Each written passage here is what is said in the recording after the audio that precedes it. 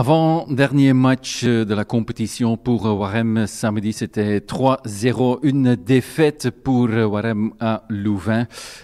Sacha et Chris, la victoire était méritée pour Louvain? On peut dire qu'elle était à 100% méritée, ouais, parce on n'a même pas essayé de gagner des points, là, on n'a pas joué. On est passé tout à fait à travers notre match. Louvain était hyper motivé par le fait qu'il pouvait devenir quatrième et jouer les playoffs 1. Je pense que ça a joué dans le bon sens pour eux et nous, ben, on était des victimes consentantes. Oui, oui. Pour quelle raison, oui?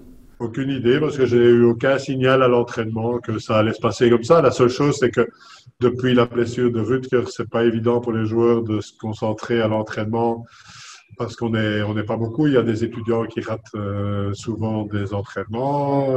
Il y a un joueur à réception 4 qui joue au milieu. C'est pas évident non plus. Et voilà. Et donc, on tire un petit peu sur la fin en espérant que pendant la préparation des playoffs 2, on sera au complet et on pourra y aller puisqu'on vise la victoire. C'était une déception pour toi aussi, Chris? Oui, certainement. Je pense qu'après les vacances de Noël, on est revenu avec deux matchs quand même assez corrects contre Menin et Mazec. Et on s'entendait quand même un peu plus pour le match contre Leuven. Peut-être qu'ils nous ont pas vraiment laissé beaucoup d'espace pour respirer. Ils ont tout de suite commencé de jouer très très fort avec assez de pression. Donc c'était un peu plus difficile de rentrer dans le match. Et malheureusement, on n'a jamais retrouvé le bon chemin pour nous défendre. Oui, c'est très bizarre parce que j'ai lu dans les journaux que Warem était méconnaissable. Exact. Jusqu'à présent, on a une réputation d'une équipe qui, OK, est peut-être plus faible que les autres, mais on ne laisse pas tomber, on se bat toujours. On l'a encore montré mercredi à Mazec, le dernier set. On le perd de 2 points, 29-27, je pense. Mais cette fois-ci, c'était pas du tout comme ça. On a laissé tomber. Donc, pour moi, OK, c'est un off day. En espérant que cette semaine-ci, ben, on pourra un petit peu se rattraper avant le match de Hackle et surtout commencer une meilleure préparation après. Oui, mais j'ai vu que le début des matchs était bon, non? Le premier set. Très, très bien commencé jusqu'à la décision malheureuse d'un juge de ligne qui nous a un petit peu déconcentrés, je pense. Et à partir de ce moment-là, Leuven, qui était très nerveux en début de match et on les dominait, est rentré dans le match et nous, on a perdu pied.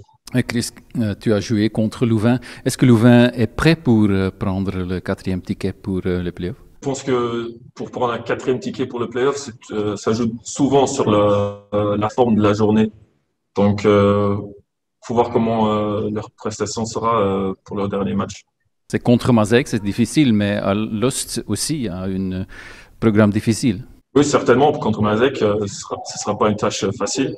Mais en même temps, à Lost, ils ne sont pas au même niveau qu'ils avaient peut-être les dernières années. Ils se sont renforcés avec le Portugais, Elie. Donc, je pense que les deux équipes, ils vont se battre jusqu'au dernier moment. Et c'est celui qui... Ouais, c'est à eux de jouer. Les autres équipes ne vont pas leur donner la victoire. Sacha, à Lost ou Louvain? Moi, je préfère jouer à l'os dans les playoffs 2. Donc, on a en général, depuis l'année dernière, déjà, on joue bien contre eux. Donc, voilà. Ce serait, à mon avis, pour le club d'Alost, quand même une énorme déception. Mais bon, ils ont encore l'avantage, hein, puisque, bon, ils peuvent perdre contre Rousselard. S'ils gagnent leur dernier match, ils ont encore un point d'avance sur eux. Mais il y a la pression et bon, on verra bien. Samedi, c'est déjà le dernier match de la compétition. C'est le bon moment pour la deuxième victoire, hein, Sacha? Oui, il y a 12 défaites où c'était le moment d'une deuxième victoire. Donc voilà. Non, ben oui, on va essayer d'aller là-bas. J'espère simplement que la mentalité sera meilleure. On sait que jouer à Hackle contre Hackle, c'est pas évident non plus.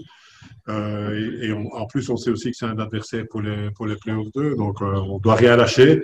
Pour moi, le plus important, c'est qu'on montre plus de volonté que contre le jeu. Mais c'est janvier. Tu penses déjà à la saison prochaine ou pas?